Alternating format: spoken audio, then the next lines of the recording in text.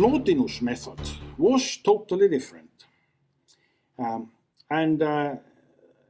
Zenith Thomas writes, the Plotian method of making philosophical statements through mythological images serves as an ancient dialectic that presents ideas directly to the imagination.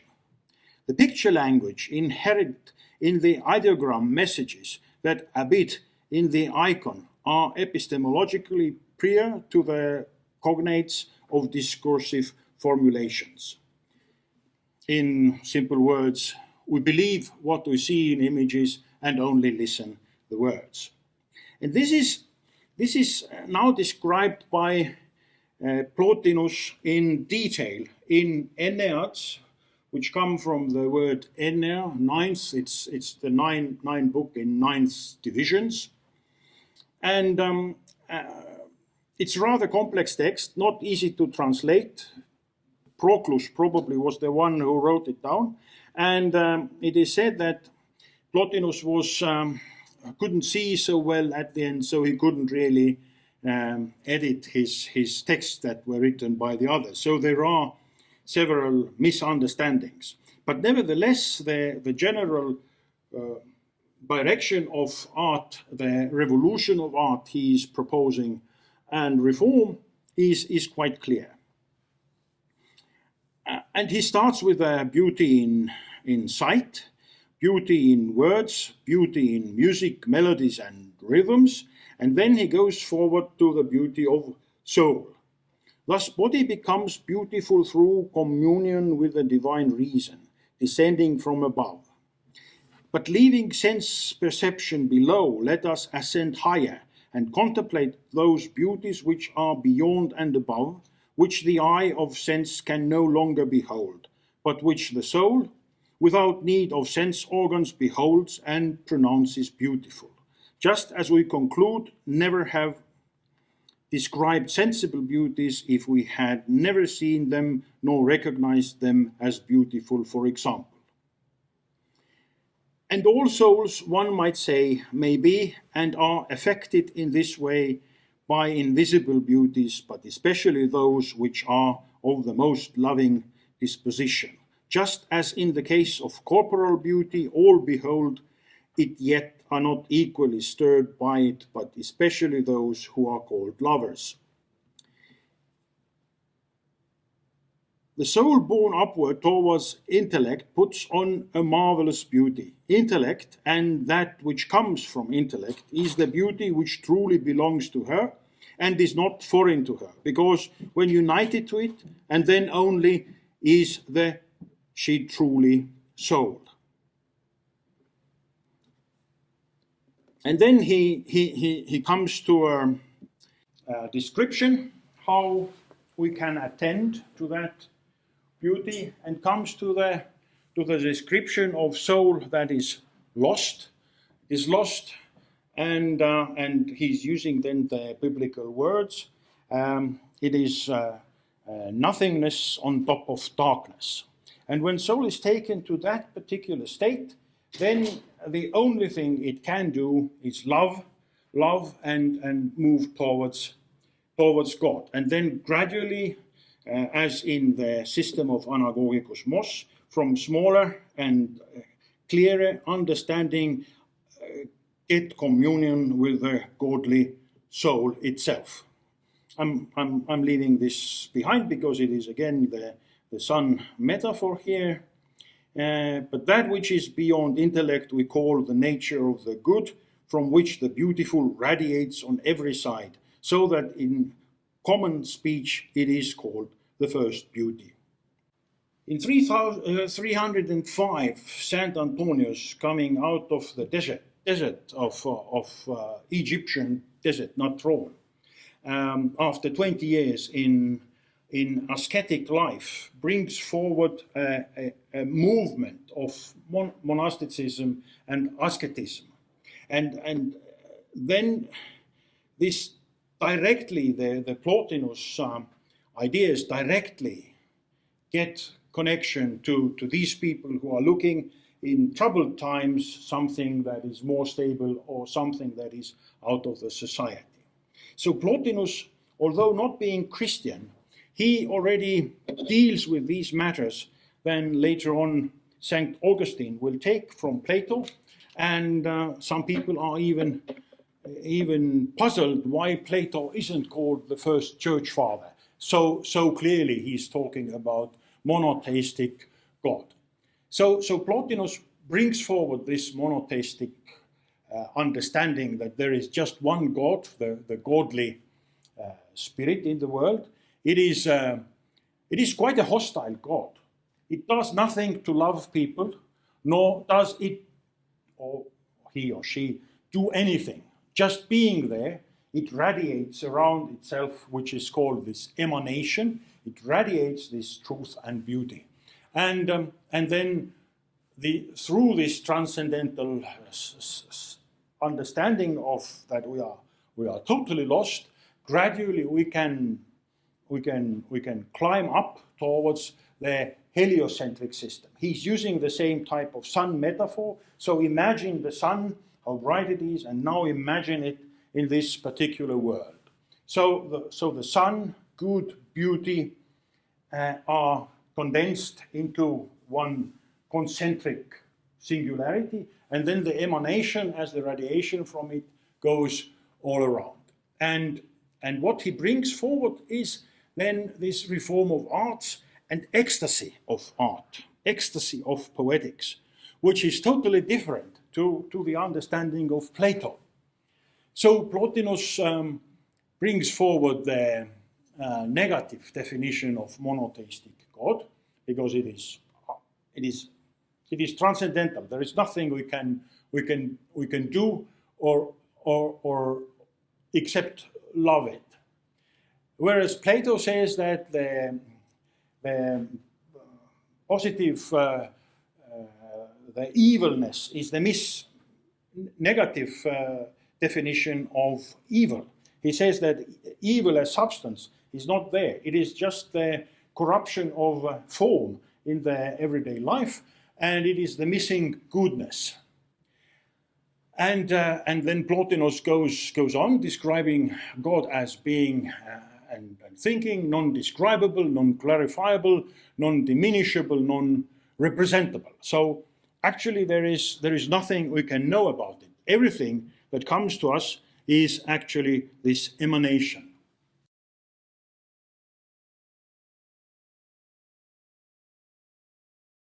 We leave the emanations beside, and here is probably one of the images, first in this lecture, to describe this heliocentric system of Plotinus, where in the middle there is the God radiating out, and the only way of getting to it is gradually through love.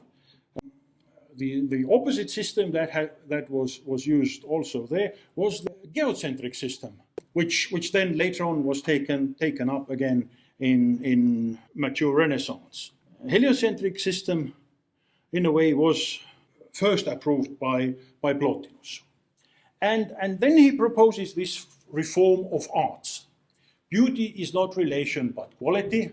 The source of beauty is unity, unity with soul and unity with God. And beauty is existent only in soul.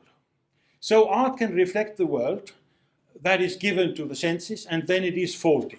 So that is the side Plato was going with. And lie, as thought Plato. Art can reflect also soul, and then it is truthful. A way to truth. When sensible nature is faulty, artists can change it. It can penetrate to the highest principles, but should not reflect the world as it is, but as it should be or as it is in the soul. Artist is no imitator. He or she has to fill the creation with essential qualities. And beautiful in art is understanding of real nature. It makes world transparent to the soul. And then there is also the projection of images, or how the images should actually work. Any distortions have to be avoided. So the perspective, the different isometric projections, other projections, any distortions of light and shadow have to be avoided. Matter and mass is darkness, soul is light. Art needs to show dazzling surfaces of the objects to understand their essence, and art has to avoid depth and darkness. Objects are to be shown in their being without world around them, without their position, so the space has to be taken away. So Plato's invisible light has been transformed into visible, hierarchical light, but ecstatic and light of beauty and truth, true way to God. And that was the moment that allowed the whole development of medieval times of iconodulian art, the art that where figurative understanding of world was enjoyed and celebrated. So in Plato's understanding, the reality of meanings for the images or for the becoming is definitely there. But there is a problem with realist position of meanings in images as well as in signs. Who can read the left-hand side of the text? Anybody? It can be read when you know the letters. And when you pronounce the letters, there will be several things you will understand. En arche, epoiesen, o theos, ton ouranon, kai ten gen. Of course, it is declination, so one has to know it, but we know it from the Latin and from the native texts of Bible. In the beginning, God created heaven and earth. And the Greek text really does show that. Arche, epoiesen. Because of the Phoenician alphabet, it is the transcription is phonetical. So if we know the name of the letter, or if we know the meaning of the letter, we can pronounce it. And then when we know the language, we can understand it. So in reality, their meaning does not, as Plato already was showing, does not come from the text itself, or from the signs, or from the images themselves. But nevertheless, it is connected to it. But when I use now this image from the Bible Moralisé, even if we are not acquainted with much of the Christian sophistication of creation of world, we clearly know what it is about, because immediately the image is there. It is consisting of several layers. Of course, the nimbus or the aura around the head makes it sacred. The compass in the hand of that person makes it eminent that he's constructing something. And when we closely look, we see the suns, we see the stars, the sun, the ocean, even a heliocentric system within our fantasy. And immediately the essence of several structural things behind that image is taken up without any words. But here, clearly, we have to rely on long tradition of teaching and meanings coming with difficulty and trouble. So the question of meaning of poetic image really starts with a very darkness of history of philosophy. But then we can take it further, and it is the iconoclasts and iconodules. Iconodules, sometimes also called iconophiles. So those who like the icons and so those who really destroy them. And of course, this is nothing new. It has happened several times during their history. Akhenaten or Etnaton, as I know it, was one of the first. He discovered, cleaned and closed all the image reference to Amun, changing it to Aten, the sun disk, in a way the same sun disk that has come up within the Neoplatonic story of the early start of our lecture. And also we see that when he lost his power, everything was turned back. The old imagery was taking over. showing that it is not that easy to change these poetic images, that they have their standing, they have their meaning, and that is like induced from other spheres of culture. Now the second one was in Byzantine. We really don't know about it, but it was exactly during the Justinianus the Great, when he was building the Hagia Sophia Cathedral, that there was a severe clash between two opposing concepts, iconoclastic and iconodulian. And it was Empress Theodora who tried to reconcile these two things. But then later on, we can clearly see already the next phase of the iconoclasts. It was that the full image of Christ was put on imperial coins, and as a result, the Caliph stopped using these coins, Byzantine coins.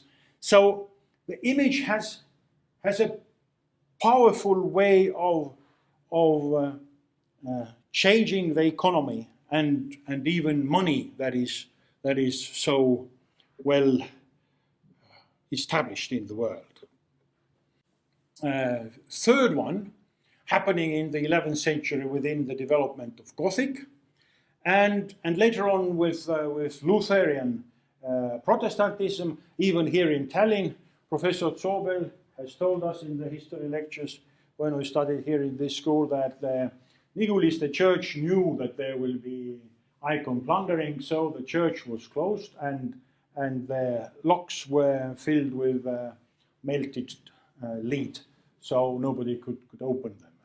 And that's why we have today still the Bernadottes,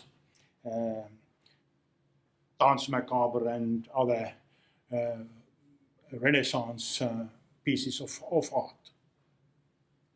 And now we're back in this beginning of this lecture where Abbot Suger and Saint Bernard argue about whether poetic image can be and whether what it means.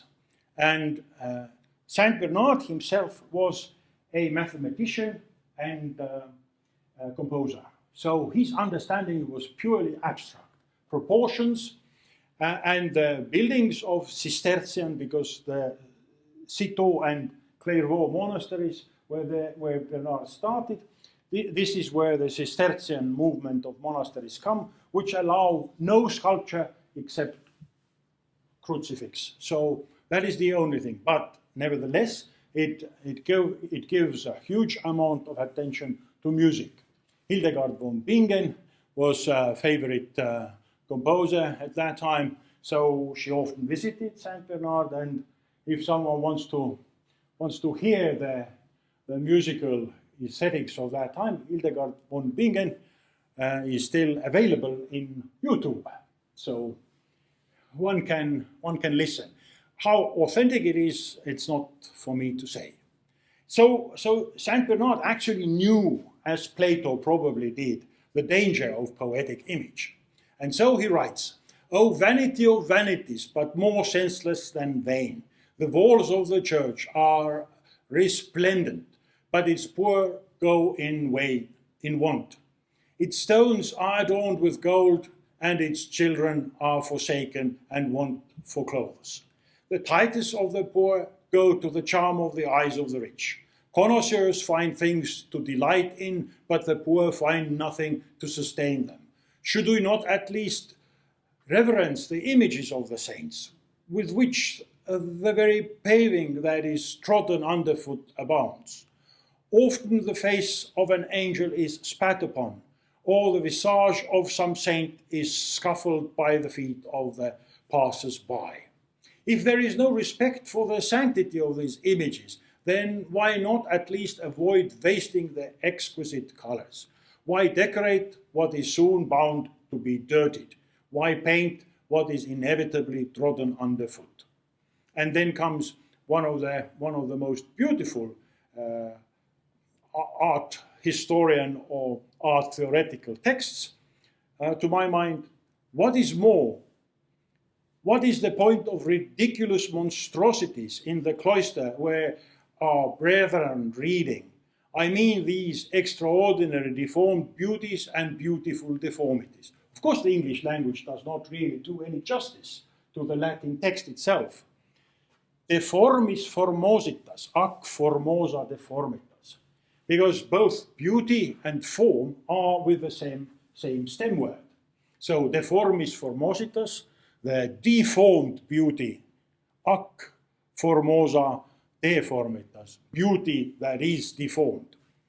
Changing the rhythm like St. Augustine does in his Confessions. So it has been a long tradition there already. So the beauty in the images has to be forbidden for Bernard. That would be the easiest way of doing it. And even if we look at it, we can find this kind of populist understanding which we can see even today. It is the reference to the poor. They do not have it, but then we can't also spend on it, which then suddenly explodes in Saint Bernard, and he's one of the architects of the Crusades. So basically, money for crusade, that is okay, but money for poetic images, that we probably need to take away. And of course, the Crusades, there his real, true nature of I wouldn't say racist, but definitely a fascist comes forward. The texts are there, so anybody can read it in Vita Sancti Bernardi. And that brings us now to the next level of the argument between Plotinus and Plato about the problem of universals. What is this meaning? What is this universal meaning behind the images or behind the signs? And Abelard, being a great philosopher, of course, was the one who, in a way, reconciled these two opposing directions. And he says that universal, or the nomination, is not in the particular thing, but we can conceive it as the thing. So the meaning becomes part of the sign or image, because we know about other things already. So it comes from the cultural background. It comes from the hermeneutic context of the image or the word itself. So that allows us to come to the next speculation that we deal in these lectures. So how this, if we have been talking about the formal build-up of images, the projections, the proportional system, the time-space continuum that actually is behind the visual images. And when I say image, I always mean visual image, of course. And looking at this long history of argument, it looks like that these are the possibilities where we can at least step forward and think what will happen next when these are brought, these empirical speculations are brought into the digital sphere. Consciousness in information, which is, of course, we need to know the letters, otherwise we can't read. And that I would call information. Consciousness in seeing, we see several things because we have learned to see before we learn to think. So thinking and seeing and understanding what we see and the truthful in seeing, although we are denied it by Plato, is definitely there. And certainly there is consciousness in culture. So we can appoint certain meanings easily to the images because we have been, before then, that we have been part of several discourses. But it is also, I think, if these are the protensions or backward, a posteriori, the after the instant happening consciousnesses, then there is also the direction towards the future. imagination of past and future, imagination of spatial, which are probably closely connected to seeing. But surely there are also, as we have seen in previous lectures, spatio-temporal continuum that is unconscious, that we don't see. We don't see what kind of perspective or what kind of projection is used. But there are certainly there are also the unconsciousness of sexual and existential content, like Freudian and neo-Freudian world. And I personally also believe that there is the unconscious of archetypal and collective, which goes beyond culture, which is not really the cultural discourses, but is even deeper there. And one then can also say that there is deep intuition. There are sometimes the existential moments where your body and mind, whatever side you start with, know exactly that this is extremely dangerous. And this deep intuition, I think, is given by nature. I've only felt it once during the earthquake, but it was not discussable. It was not even arguable. I knew immediately that something is terribly wrong. But that we can leave aside. That might be personal. So what will happen if we now think about these different directions of digital image? First of all, consciousness in information definitely expands. It expands in that plenitude of information. With a couple of key touches, we will have plenty of information. And that information comes to us in a way that can be extremely fastly used. So when we add to artificial intelligence to that process, which in a way has learned what we want to know and what we look for, the understanding of meanings around the world in signs and images could be instant. Now, consciousness in seeing definitely has a problem coming up. It is this virtual presence where what we see is actually not what we see, what has been produced either by machine or by augmented reality, which becomes part of our existential seeing. And with the development of contact lenses or direct approach to optical nerve, basically it is impossible for us to make the distinction between reality and fantasy that is in the visual form or in the visual projections of perspectival type, so that we recognize the space in the world. Consciousness in culture, I think, also expands because there are plenitude of cultural codes and entangled meanings in a way that we discussed last time. So there as well, I see a vast expansion of meanings in a way which allows this possibility of post-truth, post-statistics, and post-media development in social networks and probably in news channels that become private in a way. I don't know about past and future. The spatial thing will change with virtual presence, surely. And in the unconsciousness of spatio-temporal continuum, this is what we are now going to look at. I think the exposure to manifold, different types of projections and different types of space, a kind of visual heterotopia is evident already now when we look what is happening.